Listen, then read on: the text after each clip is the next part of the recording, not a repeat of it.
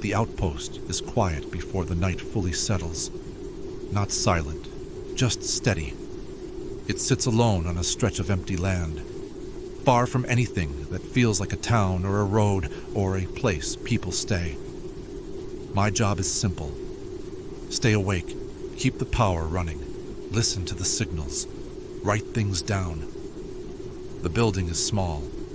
One main room, thick walls, a narrow window that looks out into darkness. Inside, there's a desk, a chair, rows of old equipment that hum softly, constantly, like they're reminding me they're still here. The lights are dim on purpose. Bright light makes it harder to see outside, and seeing outside is part of staying alert. The radio console sits in front of me. Dials, switches, meters that move just enough to prove they're alive. Most of the time, there's only static. Not loud static, not sharp.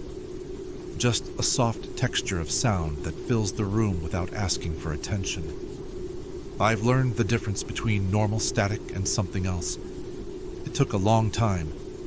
Long nights, lots of listening. Outside, the land is dark. Not empty, but quiet enough that it feels empty. Sometimes the wind moves, sometimes it doesn't. Sometimes the clouds shift and change the way the darkness looks.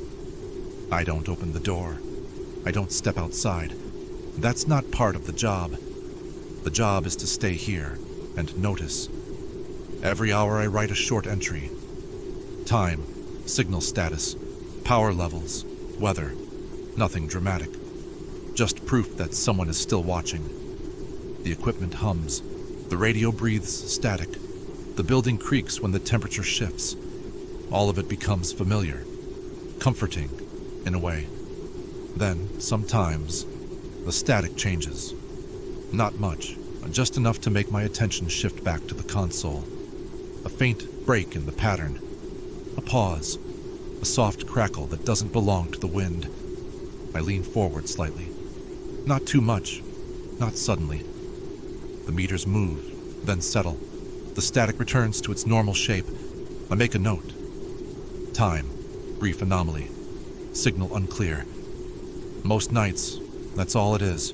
The outpost exists to listen. Not to respond, not to search. Just to be present. I look out the window again. The darkness hasn't changed. The land is still. The horizon is still invisible. The room feels small, but solid. Safe enough. The radio stays quiet for a long time after that. Long enough that my breathing slows. Long enough that my thoughts stop wandering. Another hour passes. I write another entry. Everything normal. The hum of the equipment fills the silence. The lights stay steady. The power holds. Then, very faintly, something threads through the static. Not a voice, not words, just a shape in the sound. I don't touch anything. I don't adjust the dials. I just listen. It fades almost immediately, like it was never there. I write it down anyway. Time, brief signal distortion, no follow-up. The night continues, slowly, patiently. This is how it always goes. Long stretches of nothing, small moments of maybe, then quiet again. I stay in my chair. I stay facing the console. I stay awake.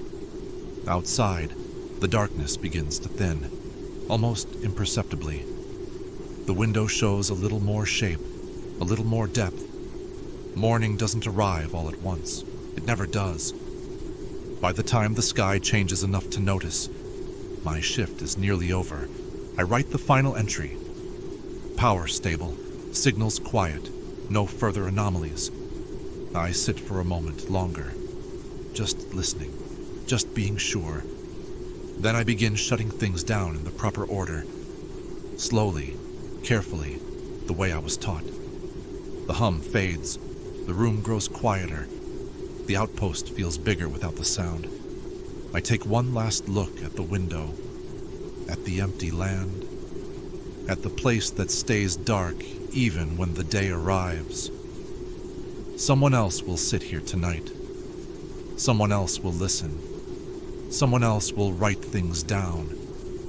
And for now, that's enough.